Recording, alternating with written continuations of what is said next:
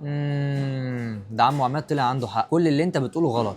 كده احنا محتاجين بقى ان احنا نتعلم اشاره من اول وجديد، عشان كده انا جاي لك النهارده اديك كورس مكثف في لغه الاشاره. واول حاجه هنبدا بيها هي الحروف الابجديه. بنستخدمها في ايه؟ بنستخدمها لما حد يسالنا انت اسمك ايه، بقول له انت اسمك ايه ويقوم قايل لي الحروف بتاعته. عشان كده اي شخص النهارده هيتعلم الحروف معانا يلقط الاسم بتاعه من وسط الحروف ويجمع الحروف بتاعته من الاسم بتاعه، واللي يعملها دويتو في فيديو بلغه الاشاره مع الدهان، واللي هيقول صح عمو عماد هيعزمه على الغدا. ده اللي انت شاطر فيه، تاكله بس. عموما جبت لك الاكل اهو، ركز معايا بقى وابدا احفظ الحروف معايا من الالف للياء. الالف عباره عن لايك، اما حرف الب نقطه واحده، حرف الت عباره عن نقطتين، وحرف الس بنعمل 3 نقط، يبقى الف ب ت س. حرف الجيم بعمل شكل الجيم كده وبحط شاطر وبعمل نقطه جوه.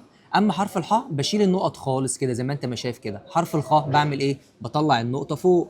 صح جدا. حرف الدال بعمل شكل الدال كده، وحرف الزال بحط النقطه فوق. حرف الر بعمل الره لورا كده. حرف الزي بحط النقطه وراها كده. حرف السين بقى زي ما بتعمل سنانك كلها مقفوله، اقفل صوابعك كلها. حرف الشين بتفتح صوابعك زي ما سنانك ما بتتفتح، اقفل الصباع ده يا صديقي.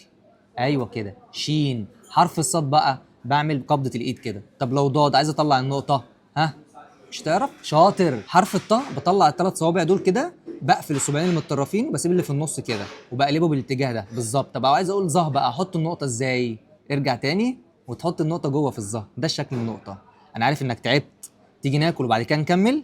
ما صدقت انت فرحان طبعا، يلا بينا. بعد كده حرف العين. حرف العين اهو عين. طب لو غين بقى بطلع النقطه، ها غين، مظبوط. عين غين. بعد كده حرف الف نقطه واحده. حرف القاف نقطتين، لو فتحتهم كده بقى الت مربوط، عشان كده لازم تقفلهم وتركز. اقفل صوابعك الاتنين تاني، بقت كده ايه؟ قاف. حرف الكاف فاكر حرف السين؟ دخل الهمزه جوه بقت كاف. شكل اللام بقى بنفتح الهمزه دي كده خالص ونقفل ال3 صوابع دول. الشكل بتاع حرف اللام بالظبط بالظبط. حرف الميم بتعمل دايره بالصباعين دول وتفتح الصباع الصغير ده بقى ميم. حرف النون بتفتح الصباعين دول كده بس نون. حرف اله بعمل كده، بسحب كده حرف اله، ايوه زي ما انت ما سحبت الفطيره كده. بعد اله بعمل حرف الواو اهي، تقفل الدايره كده تمام واو. بعد كده حرف اليه بعمل ايه؟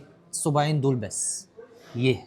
بس كده. دلوقتي بقى هعمل لك اختبار بسيط، هتقول لي اسم اكتر حد زعلان منك اللي هو مين؟ عمو عماد. قول لي اسم عمو عماد، لو طلع صح يبقى كده المفروض عمو عماد ما يبقاش زعلان منك. ها ايه ده؟ ايه؟ لا انت عمو عماد المفروض يفضل زعلان منك طول العمر. غلط، كل ده غلط. تاكل ايه؟ انا عايزك تقول صح الاول. انت نسيت كل الحروف؟ معقول؟ طب طالما انت مش عارف تعملها، بعد ما نخلص اتفرج على الفيديو واعملها انت صح، بس انا هقولها لكم وده مثال عشان بعد كده الناس تقول اساميها ازاي. عمو عماد، عمو دي خلاص هي ليها اشاره لوحدها. عماد بقى هنقول ازاي؟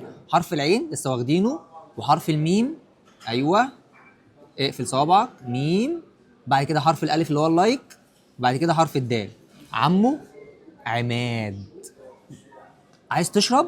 مفيش اكل ولا شرب، انت كده محتاج لسه فيديو كمان. الفيديو الجاي هعلمك لسه حاجات تانية عشان عمو عماد ما يبقاش زعلان منك.